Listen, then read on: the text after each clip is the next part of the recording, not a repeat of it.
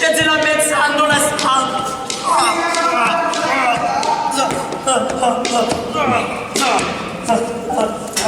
Mettez la médecin dans la salle.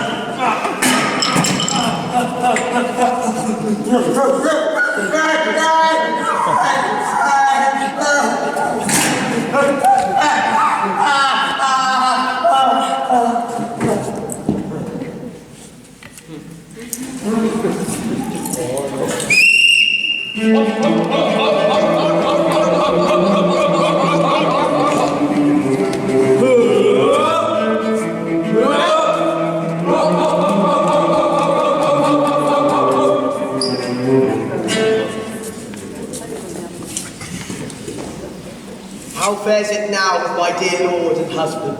Come near me, sweet wife. I fare the better far for the sweet food of thy divine advice. Let no man value at a little price a virtuous woman's counsel. Her winged spirit is feathered oftentimes with heavenly words, and like her beauty, ravishing and pure. The weaker body, still the stronger soul. Oh, what a treasure is a virtuous wife, discreet and loving. Not one gift on earth makes a man's life so highly bound to heaven. I wish, dear love, I could deserve as much as your most kind conceit hath well expressed. But when my best is done, I see you wounded, and can neither recure nor ease your pains. Sinanke, thy advice hath made me well. My free submission to the hand of heaven makes it redeem me from the rage of pain. Would God it were so, my lord, and that too much pain were not the reason you felt sense of none. Think'st thou me mad, Sinanke? For mad men by pains ungoverned have no sense of pain, but I tell you, am quite contrary, eased with well governing my submitted pain. Be cheered then, wife, and look not for in me the manners of a common wounded man. For humility hath raised me to the stars, wherein I sit, as in a sort of crystal globes, and see things hid from human sight. Aye, even the very accidents to come are present with my knowledge. The seventh day, this arrowhead will fall out of my side. The seventh day, wife, the fourth head will out. Would God it would, my lord. Yes, yes, the seventh day. I know it will. I thank heaven I know it well, and I shall live. For I know many things shown me from the open skies that pass all arts. Now, my physician is coming to me. He makes friendly haste, and I will well requite his care. How know you he is coming? Passing well. Ay me, his talk is idle, and I fear, foretells his reasonable soul now leaves him. My doctor's at the door. Bring him in. Alas, there's no physician. But I know it. See, he is come. How fares my worthy lord? Why, good doctor, I feel no pain at all. And the seventh day, this arrowhead will fall out of my side, and I shall live. Why should it fall out the seventh day, my lord? I know it. I know it. It shall not fail. I wish it may, my lord. Yes, yes, 'twill be so. How want of rest is tempest is like rain. 'Tis strange if this be true. The prince, I think, yet knows not of your hurt. Would to God my wound was something well. I might be with you. Nay, do not whisper. I know what I say.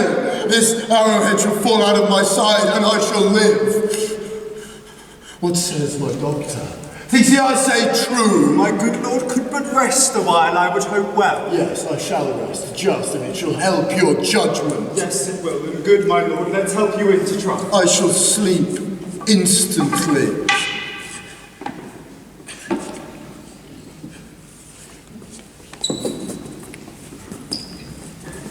Mon foi, monsieur, avouez que j'ai raison, et que nous voilà, l'un et l'autre, déguisés à merveille.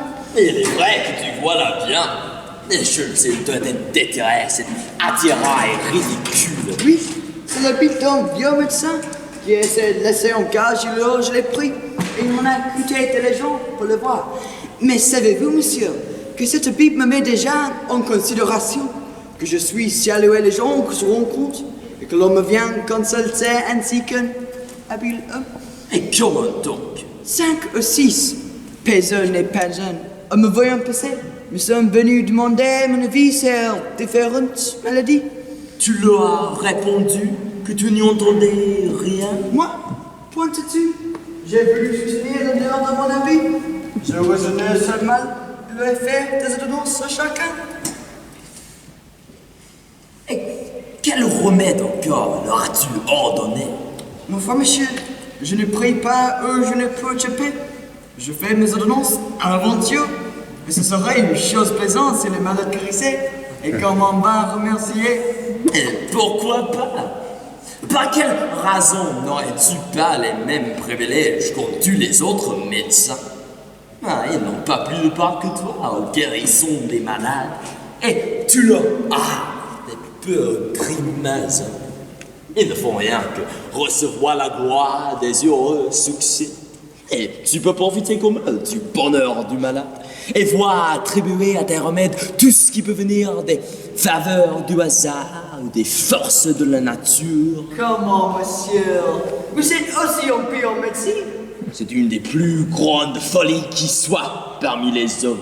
Quoi? Vous ne croyez pas au séné, ni à la casse, ni au vin némétique? Et pourquoi veux-tu que j'y croie? Vous avez l'âme bien mécréant.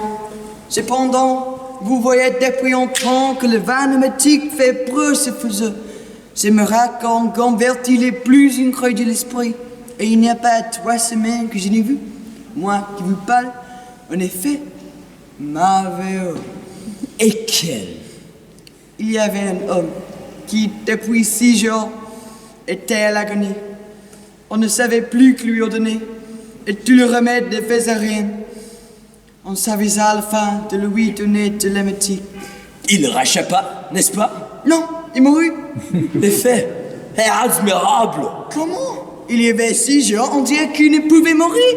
Et cela le fit mourir tout d'un coup. Voulez-vous rien de plus efficace? Tu as raison, hein?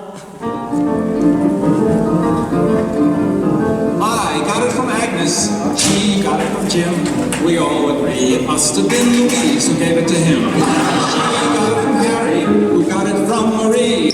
And everybody knows that Marie got it from me. I wouldn't make a bad doctor. These clothes and this clipboard should give me a head start. C'est magnifique. I just need a few impressive medical terms, a bit of Latin, the jargon, to create the impression of expertise. Nonsense. The white coat itself is enough. I don't know any more than you know. Really? I don't know the first thing about medicine. You mean you're not really? No, not at all. They've turned me into a doctor against my will. All my studies ended in grammar school, and they didn't teach me anything there. But since they were so keen I should be a doctor, I decided to become one. And it really is a job to die for, if you'll pardon the expression. Whether you kill or cure, you always get paid. Failures don't count against us. Well, it's always the fault of the patient if he dies. Oh! Best of all, no patient has ever lodged a complaint against the doctor who finished him off. It's true. The dead are very understanding in that way. Here are 2 men who look like they require some medical assistance. Observe and admire. Doctor, we comes to find you. My boy Perenemy. What's the matter with him? His poor mother Perrette has been in bed ailing for 6 months. And how can I be of service? We was hoping, sir, you'd give us a little drop of something as would cure her. But first I must discover her malady. She's got the hypocrisy, sir. Hypocrisy? That's to say she's swelled up all over. One says that it's a bunch of seriosity she's got in her body, and her liver. Her stomach or her spleen, as you call it, don't make nothing but water. In her throat we hears fermiosities which seem like to choke her, and sometimes she's taken with fits and convulsions. So bad, we think she's on her way out. The village chemist, begging your pardon, has given her all kinds of stuff, and I'm paying hand over fist for pills and concoctions, ointments and unguents. But the chemist in the next village says they're all a waste of money. He wanted to give her this special new drug called wine amputil. But I was afraid point blank that it might go and finish her off. My brother says great doctors have killed hundreds of people with this wine amputil. But how can I help you, my friend? We've come to ask your opinion, sir. Sir, my mother is sick, and I offer you the last of my savings if you can tell us what to do. Ah, now I understand. Here's a boy who comes straight to the point. You say your mother is sick, is suffering from hydroxia, is swollen, has a fever, and sometimes is taken with fits and convulsions. That's to say, with fainting. Well, yes, sir, that's exactly. And you want a remedy, a cure. That's what we don't for, Here, sir. take this. It's a piece of cheese, sir. Oui, c'est la vache qui rit. And it's specially prepared, made with tinctures of gold, corals, pearls, and other precious materials. In short, she eats it all. Sir, we're very obliged to you. We're going to take it right away. Exactly. Okay. And if she dies, make sure you give her the best funeral you can.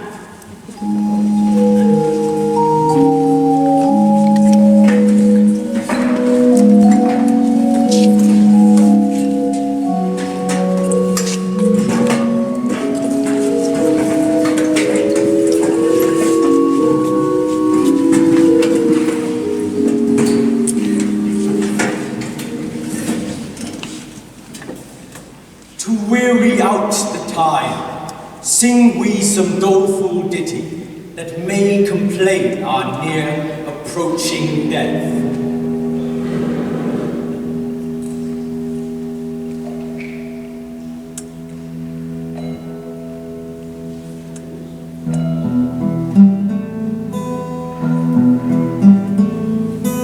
Adieu, farewell, hearts please, this world Honda life's last full joys, then proves them all but toys. None from his dart can fly. I am sick, I must die. Lord, have mercy on us.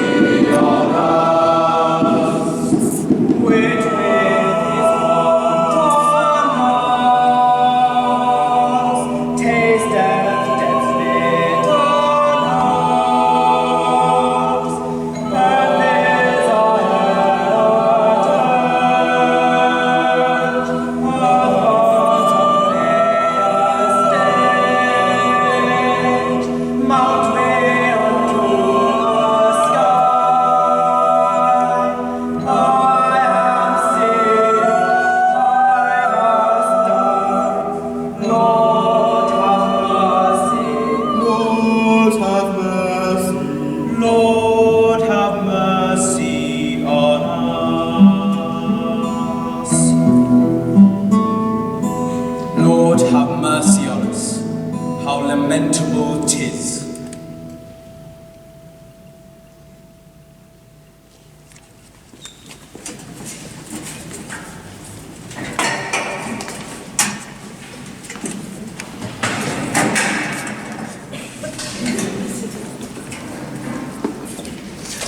Sur quelle pensée, mon frère? La voulez vous donner en mariage au fils d'un médecin? My reason is that I wish to have a son-in-law who will suit my needs. Ce n'est point là, mon frère, le fait de votre fille. Il se présente un parti plus sortable pour elle. Yes, but this one is more suitable for me. Est-il possible que vous veuillez être malade en dépit des gens et de la nature? What do you mean by that, brother? J'entends, mon frère, que je ne vois point d'homme qui soit moins malade que vous, et que je ne demanderai point une meilleure constitution que la vôtre.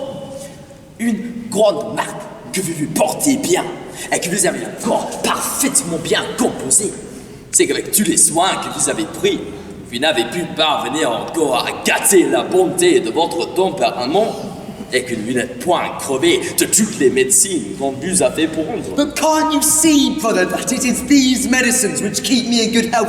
You don't believe in medicine at all, do you? Non, mon frère.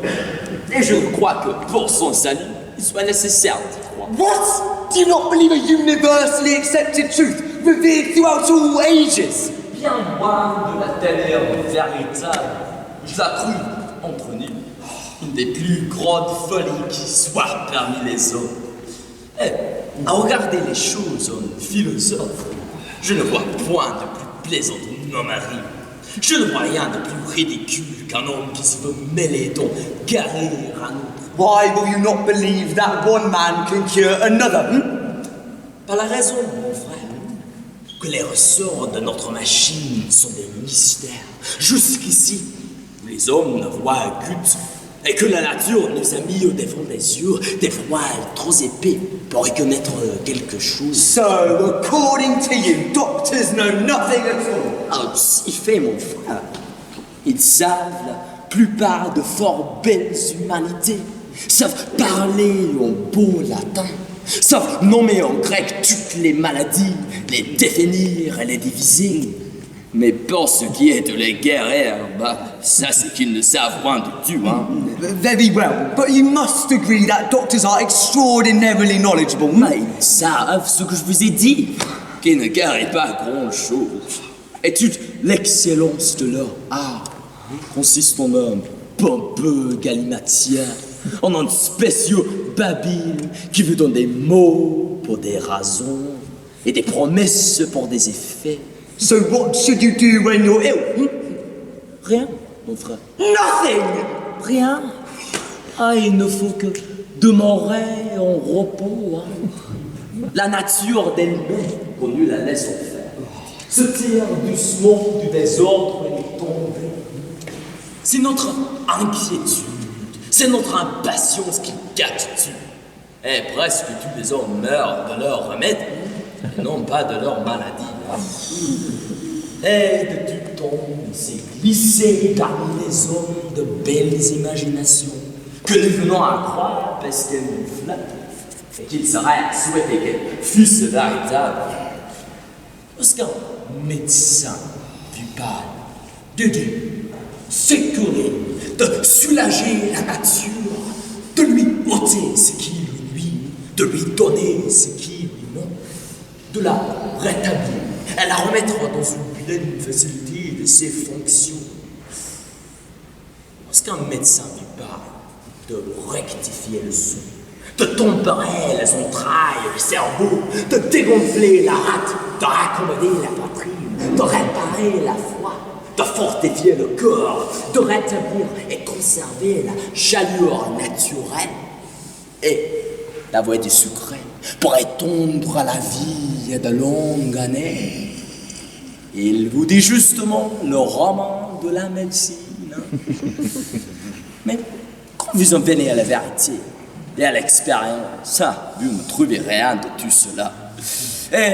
Et l'on est comme de ces beaux songes qui ne vous laissent rêver que le déplaisir de les avoir crus. So you think you know more than all the great doctors of our age put together? Indeed, you yourself are a great doctor, of course. I wish one of them were here now to cut your cap off. Moi, mon frère, je ne prends point la tâche de combattre la médecine.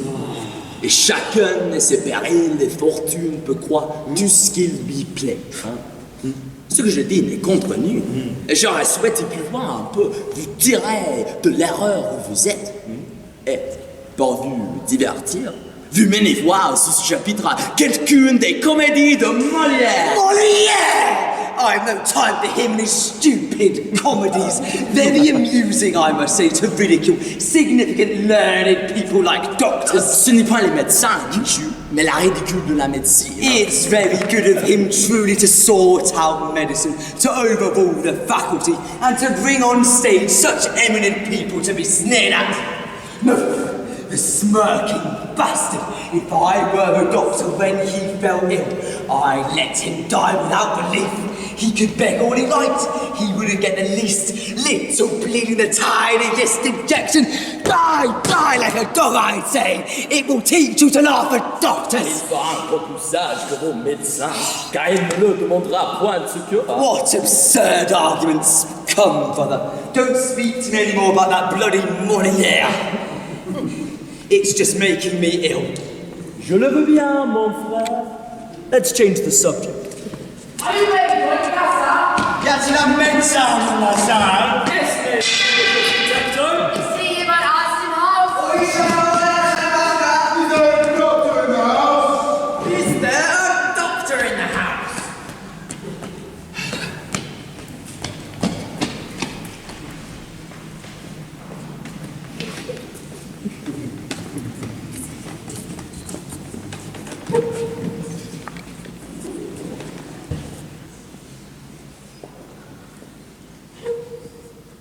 Now see, good doctor, 'twas no frantic fancy of my mind that made my tongue presage this arrowhead should fall out of my side on the 7th day, but an inspired rapture of my mind, submitted and conjoined in patience to my Creator, in whom, like to an angel, I foresaw this divine event. So it is plain and happily approved in a right Christian precedent, confirming what a most sacred medicine patience is, that, with the high thirst of our soul's clear fire, exhausts corporeal humour and all pain, casting off our flesh while we it retain. Make some religious vow then, my dear Lord, and keep it in the proper memory of so celestial and free a grace. My sweet wife, thou restest my good angel still. In reverence then to thy motion and zeal, I make a vow to go on foot to Rome, and offer humbly in St. Peter's temple this fatal arrowhead. Spoke with the true tongue of a gentleman.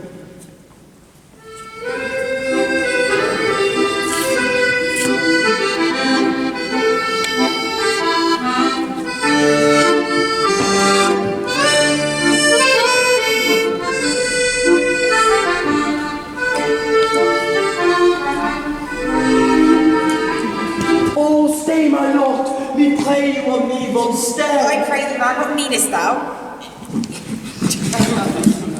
Inform your grace, fortiter, that I will prove by good argument and reason that I marry Cornelia. What say you now? My lord, no doubt some man hath guiled the doctor, supposing he should be enforced to wed her, that is my wife, and ever scorned him. What you say? The merchant telling me I marry Cornelia. The merchant, I perceive, hath trimmed you, doctor, and combed you smoothly. I can him thank that thus revives our meeting with such mirth. Oh, bright be heaven. Est-ce possible? No choose me. Me climb to heaven. Me sink to hell. Me go here, me go there, me no point there, Picard. Oh, bitter shame, Picard. And by heaven, I will revenge that vile marchand. Me makes the medicine dry up the sea. Me makes the wind puff, blow, Picard, tear the sail, beat the mast, crack the ship into thousand pieces. Farewell, gentle Dr. Donnypole.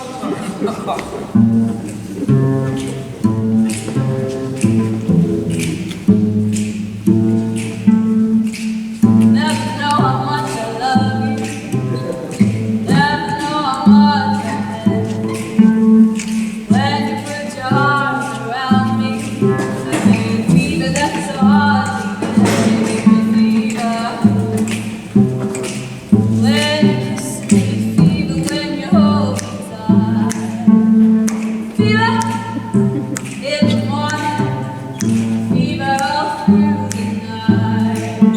Beatrice! Beatrice, I say, where are you?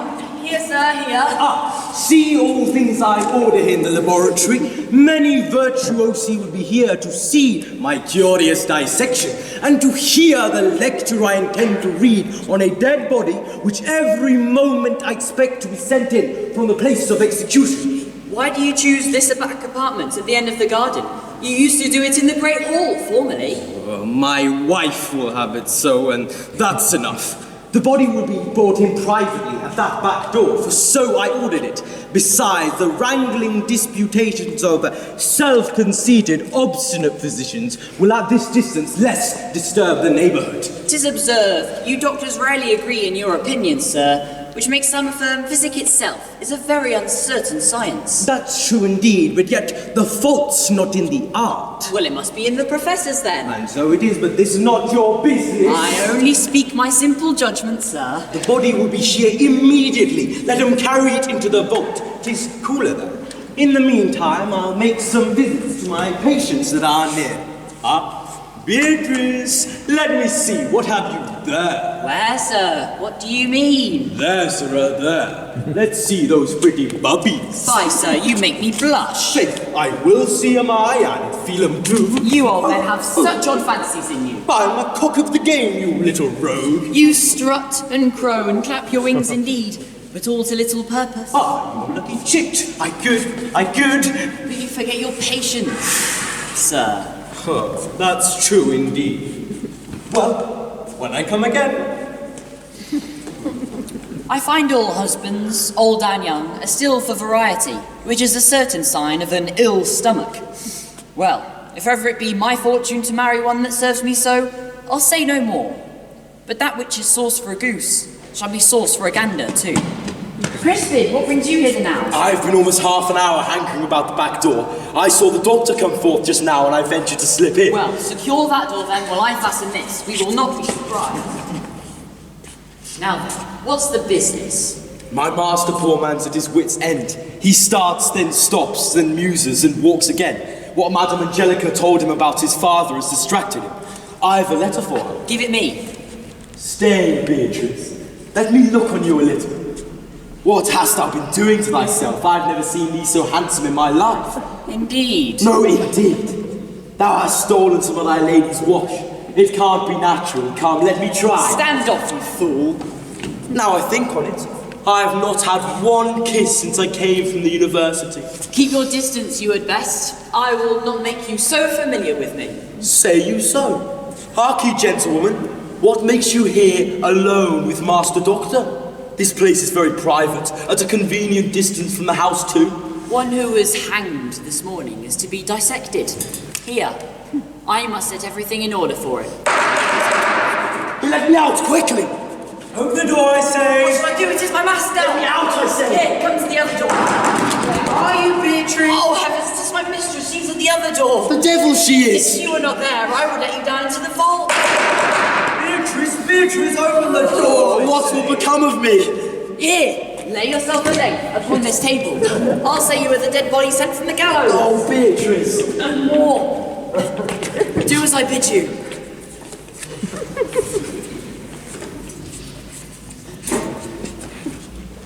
You made me wait sufficiently. I have forgot some medicines I prepared. I must go up and fetch them.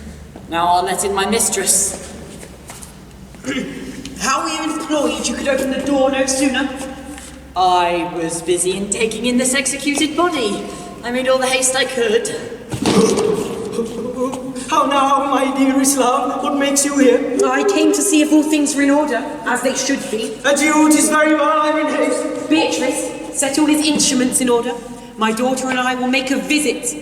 Oh, I do not love such sights. They make me melancholy. I'll be careful in your absence. Now, Crispin, is my invention good? You've brought me bravely off, but I'll be gone for fear of an afterclap. It is my master, to the same posture, quickly!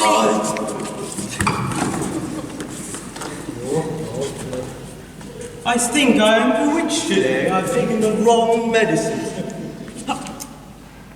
What's that there? The body sent from the gallows, sir. The fellows that brought it here would not carry it into the vault. How came they to send him with his clothes on? They'll call from tomorrow. 'Tis very well.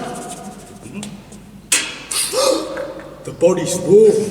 I've a mind to go and make an experiment immediately. Go, Beatrice, fetch me my incision knife, amputation knife, dismembering saw with all the threads, pins, and all the other instruments I laid ready in my closet. But sir, your patients expect you now. An hour or two hence will serve. Oh, should any of them die in the meantime? Oh, that's not my fault. If any of them are in so much danger, my visit will do no good now. But I have heard you say, sir, a proper dose given at a lucky time. Go!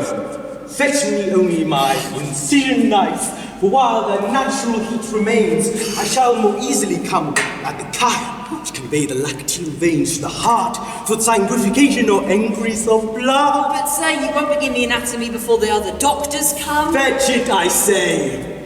Well, sir, since I must.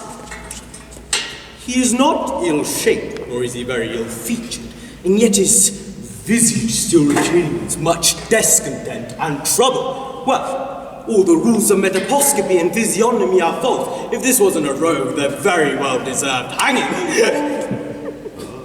I feel this incision pleases me extremely. I'll open his belly from the xiphoid cartilage quite along with the os pubis. Oh, I feel his heart pant yet. Hi, doctor, I am glad I have found you. My lord, much worse since yesterday. You must visit him immediately. Oh, come on, I'm very busy now. No, my lord, so very ill. You must go with all speed to him. Go you before, I say, and let him blood. I'll be with him in an hour. Sure, bleeding can't be proper in his circumstances. I say, go bleed him. Sure, I know what I do. His case is altered much, sir, since you saw him. Once more, I say, go bleed him. Ay, but, sir... Bleed him, I say. 'Tis fine indeed when surgeons shall teach physicians. I will not bleed him. It will sure be his death. Let who will do it for me. And so, farewell. Farewell, sir. If you won't, another shall. I have been looking all about, sir, and cannot find your incision knife. Besides, sir, a fine lady called at the door just now in a great gilt coach and charged me to send you to my lord's immediately. Here in haste, sir, in all haste. Sayest thou? He's dying, sir, he's dying. What shall I go for then? You must go, sir, you shall go. You are sent for. Devils in the wench. Here in haste, in all haste, sir. Well, I go then. Let the body be carried into the vault. It shall, sir, but lose no more time. Be gone. So joy goeth. And I, without more words, will be gone presently. Whither in such haste? Whither with a vengeance? Let me out, I say. You must go fetch the incision knife, with a pox in it, and all the other damnable instruments to rip me up alive and make mincemeat of me. Curse on his sisterly to die hastily. You are mistaken, Crispin. When I went out, I did not go to find his instruments. I went to hide them, for I was sure he could never find them. I thought so indeed. You do not have the heart to see a man who loves you as I do, so barbarously dismembered, and therefore I lay still. Well, stay here a while. I'll run and give Angelica the letter and return instantly. I beg your pardon.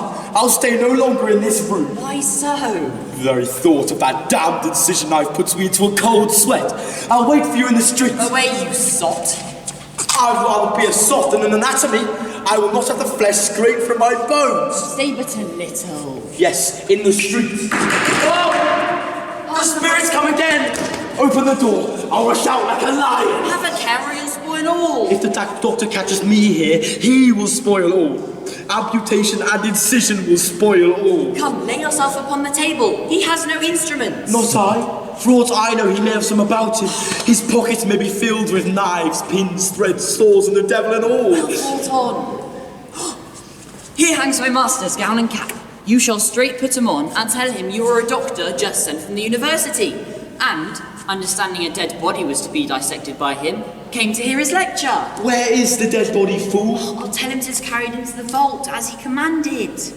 Give me the robes then. I'd rather play the doctor than the dead body. And so I hope I need not fear his peeping into my os pubis with a pox to him. But if he should find out your ignorance? I'll venture that. The world belies them, or there are many great physicians as great fools as myself. Now I'll let him in. Is Mr. Doctor within? No. Why do you deny him to me? There he is. Well, what's your business with me, mistress? Speak. My lady has lost her little lapdog, which she loved better than any relation in the world. She lays the fault on me, and grieves and takes on as if 'twere her only child. Now, sir, knowing that you are not only a learned physician, but that you understand astrology and the like. I understand one as well as the other. Therefore, sir, I bring you a fee, and desire you to tell me some tidings of him. Have you brought the dog's water with you? His water? The dog's lost, sir. Lost? Why, what then? The rascal stumbles confoundedly. You do not mind, sir. The dog is not sick. He is lost. Oh, lost? How long since he was lost? 2 days ago. At what hour? At 11 in the morning. What colour? Black and white. Enough. Well, he's a rare man if he can tell me where to find the dog. Never doubt him. He will do it certainly. You say it is 2 days since? Yes, sir.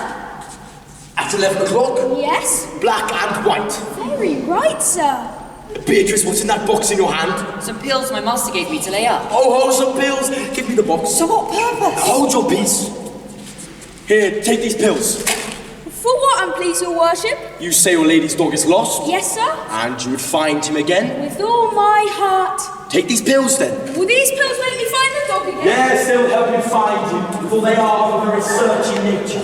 There, I was with you, Beatrice. But, sir! Go, do as I bid you. Here are just 5, sir. Must I take them all? Yes, take all 5 and all at once. There is your fee, sir. If these pills help us to the dog again, you'll have my lady and the whole family as your patients. And so your servant, sir.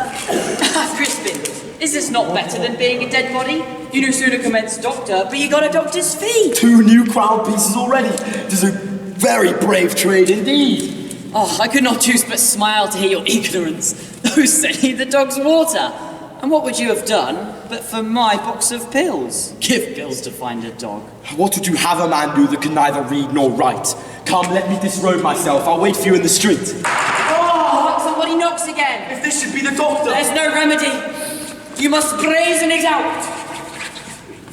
Is Mr. Doctor with it? What's your business? I'd speak with him. From whom? Why, from myself. Why, do you know him, friend? I come to ask him one question, and you ask me a score. Well, he's not a hope to everybody, therefore I must know. Then I neither know him, nor he me. I pray. Is he at home to receive money? I bring a fee. Who are you, friend? They call me a Artoon, Simon the Infant, but my name is Simon Burnley. Well, what's your business? Quick! I am told you're an astrologer, as well as doctor. What then? Why then, I question you, and please ye, whether Alice Draper, a young maid in Artoon, that I love, has that love for me, again, as she pretends to have.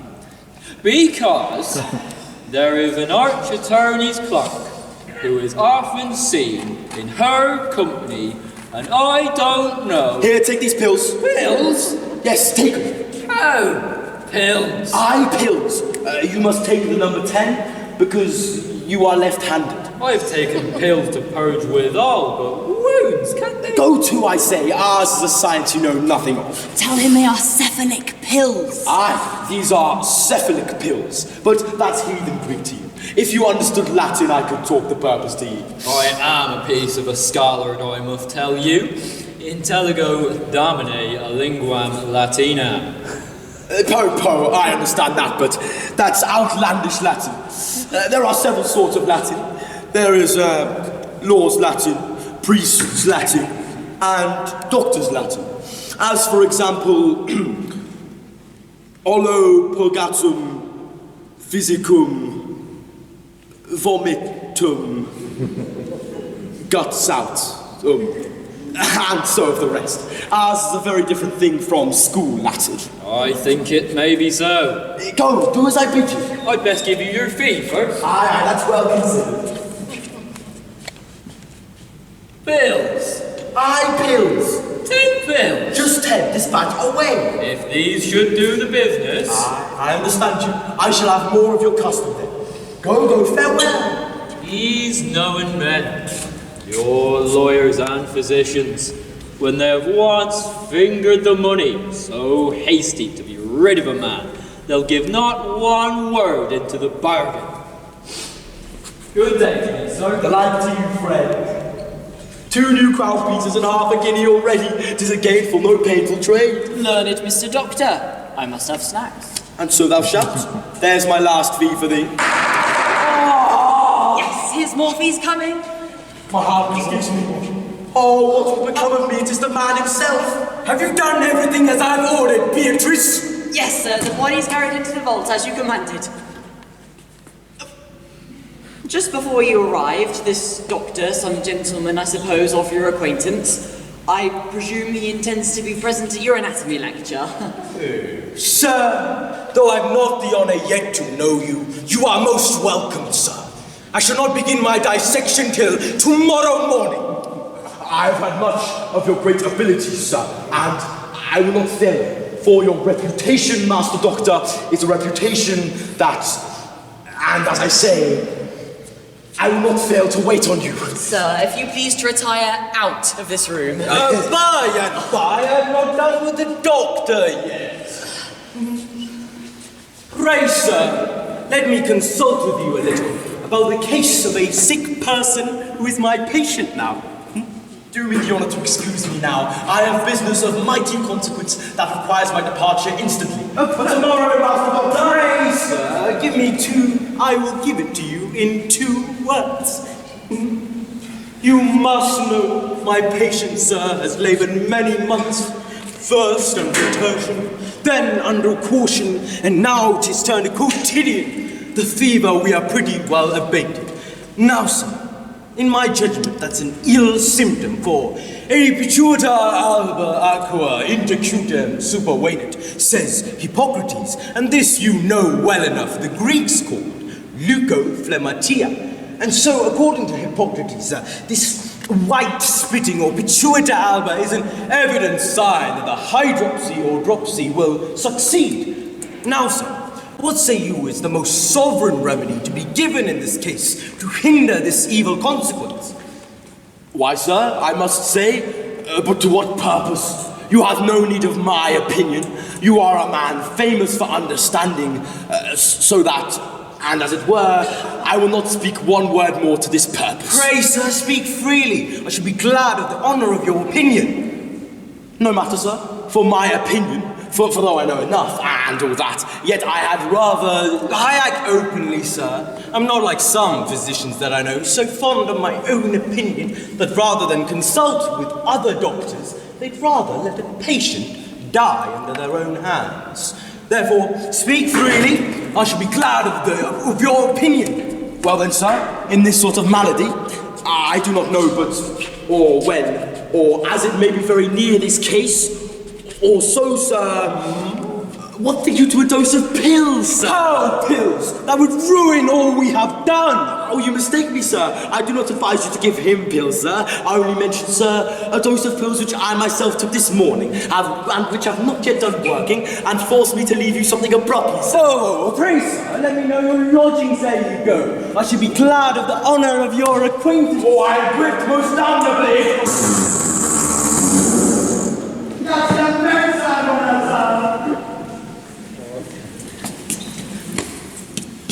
Yatsila menzano nazar.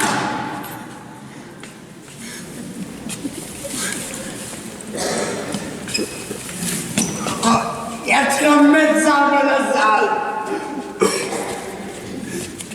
The house was still dark, for Armand, who had played Angelique, had just returned from the theatre.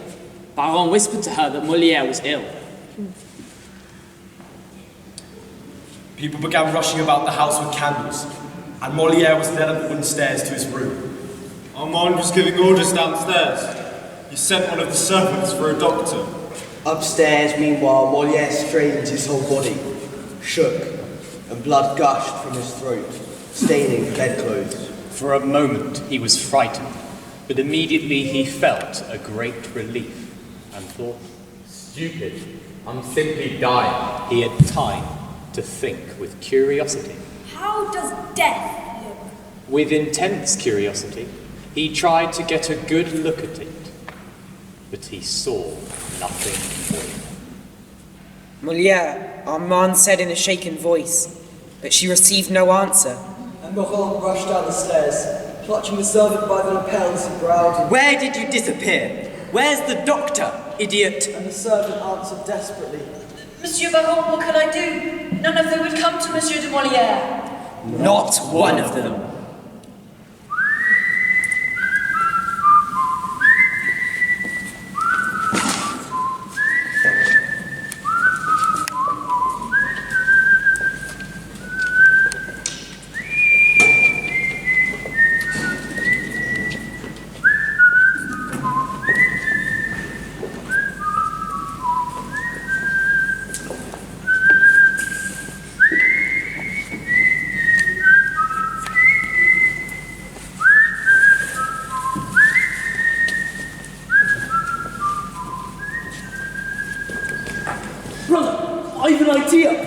Why don't you become a doctor yourself? You could write your own prescription. That's the way to cure yourself. No disease dares to attack a doctor. That's ridiculous, brother. How can I hope to study at my age? Study?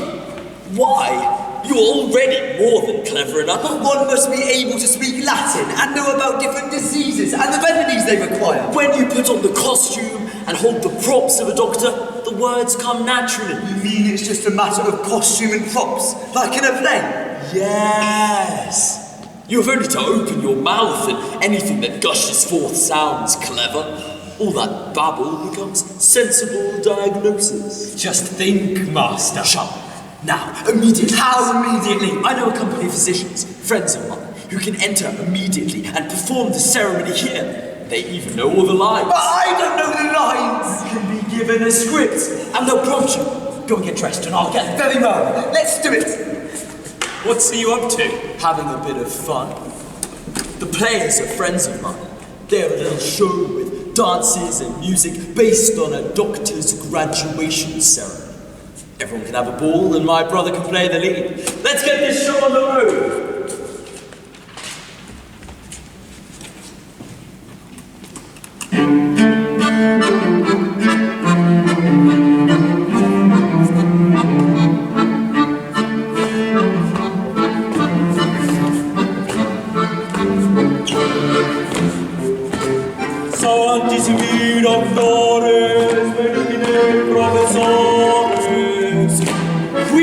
Assemblati estis, et vos mesiores, sententiarum facultatis, fidelis et secutores, surgeons and apothecaries, atque bona compagnie as well, salus honor et argentum, atque bonum appetitum.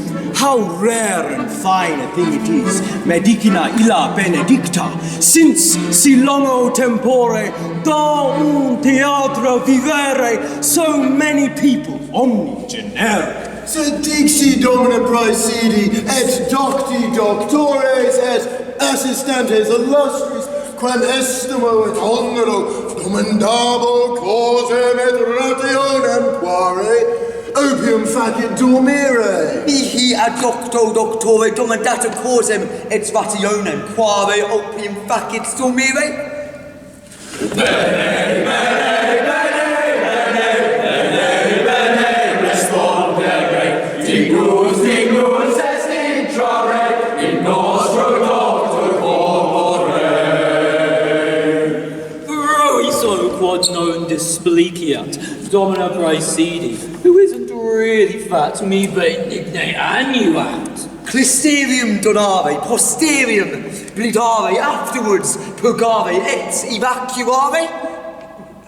Bene, bene, bene, bene, bene, bene, respondere, dignus est intrare, in nostro doctor corpore. How bonum sembrata, domine, cum phlebotomer, et purgatiere humorem. But if malady known possible, say guarire. Come on, would you vac it?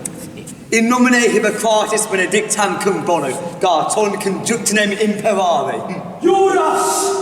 Gardare statuta, per facultatem praescripta, flamenco et blanco, jum sum et jugiamento. Jo ego cum isto boneto, venerabili et docto, dono tibi et concedo. Clistersani, segnani, porgani, porciani. Vande doctre doctrinae tut mi son duta maforia and epta et ridicula, si jalabam engage in anything other than vobis debeo natura et pater meus. Amen. Vivat! Vivat! Vivat! Vivat! Sans foi! Vivat! Novus Doctor